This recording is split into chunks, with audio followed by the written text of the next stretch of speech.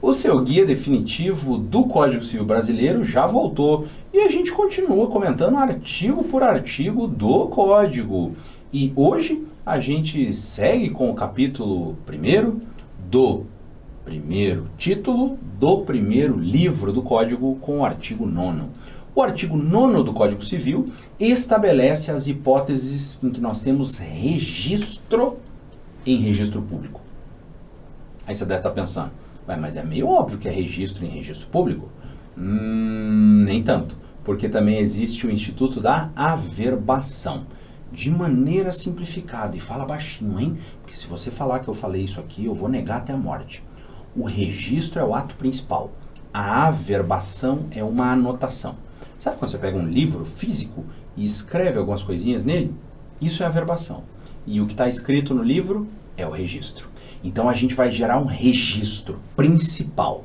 O que se registra em registro público? Nascimentos, casamentos e óbitos. Nascimento, início de personalidade. Óbito, fim da personalidade. Casamento. Antigamente o casamento impactava na capacidade de maneira direta. As mulheres, no início do século passado, elas eram incapazes. E quando casavam, e tinham adquirido capacidade, perdiam a capacidade de novo. A capacidade delas era limitada pela dos maridos. Isso não existe mais há algumas décadas. Mas a lógica do registro continua, porque ela envolve um elemento de capacidade. Não é possibilidade de emancipação lá no artigo 5º, o casamento? Pois é. Então o artigo 9º ele vai falar sobre personalidade e capacidade. Nascimento, casamento e óbito. Inciso 2º, emancipação.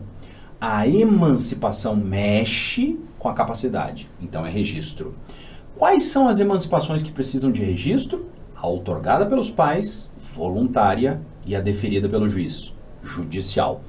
Você lembra que o artigo 5º tinha outras hipóteses de emancipação? Pois é, as outras hipóteses de emancipação precisam de registro? Não, elas são automáticas.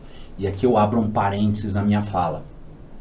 Você começa a entender nesse artigo como o Código Civil não pode ser estudado de maneira isolada.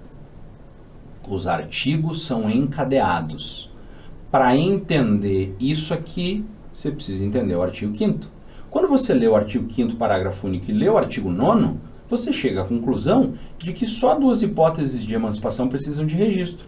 Se só duas hipóteses de emancipação precisam de registro, as outras hipóteses não precisam. É o que nós chamamos de interpretação sistemática. É fundamental, porque o Código Civil Brasileiro tem mais de 2.000 artigos. Se você não fizer uma interpretação sistemática, você não entende.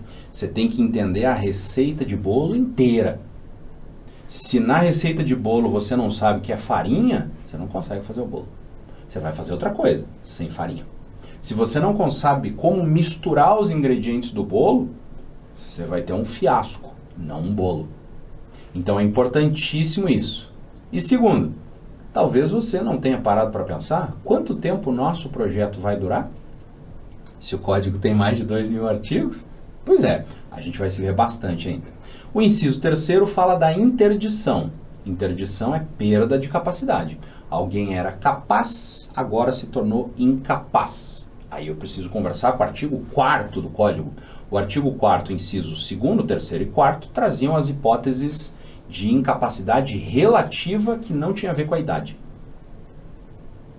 Como é que alguém perde capacidade? Por meio da interdição. Como que se faz a interdição? Aí é o Código de Processo Civil que vai detalhar o funcionamento da interdição. Aqui a gente tem uma impropriedade, porque a interdição por incapacidade absoluta ou relativa. Não existe mais interdição por incapacidade absoluta. Existia. Mas desde 2015, a Lei Brasileira de Inclusão impede a incapacitação absoluta das pessoas que tenham mais de 16 anos. Especialmente voltada à proteção das pessoas com deficiência. Então o Código manteve esse negócio de interdição por incapacidade absoluta, mas isso não existe mais. mas a interdição por incapacidade relativa ainda existe. E também deve ser registrada a sentença declaratória de ausência e a de morte presumida.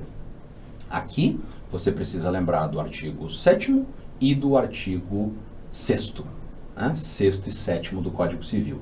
São as hipóteses de presunção de morte direta, sem ausência, lá do artigo 7º, e as hipóteses de presunção de morte indireta, com a prévia ausência lá do artigo 6º. Tá?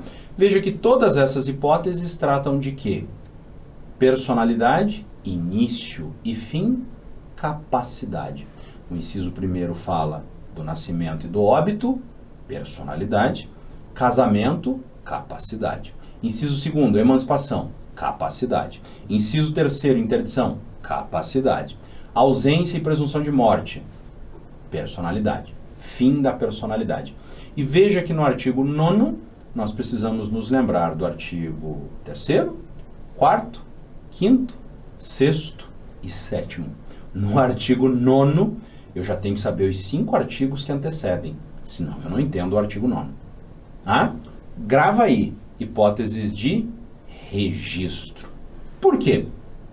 Porque amanhã, no artigo 10, eu vou falar sobre as hipóteses de averbação. Artigos 1º a 9º, no artigo 10, o que acontece? Quando é que eu tenho de fazer a averbação? Você já ativou o sininho? Não esquece, hein? Porque amanhã eu tô de volta e você pode perder.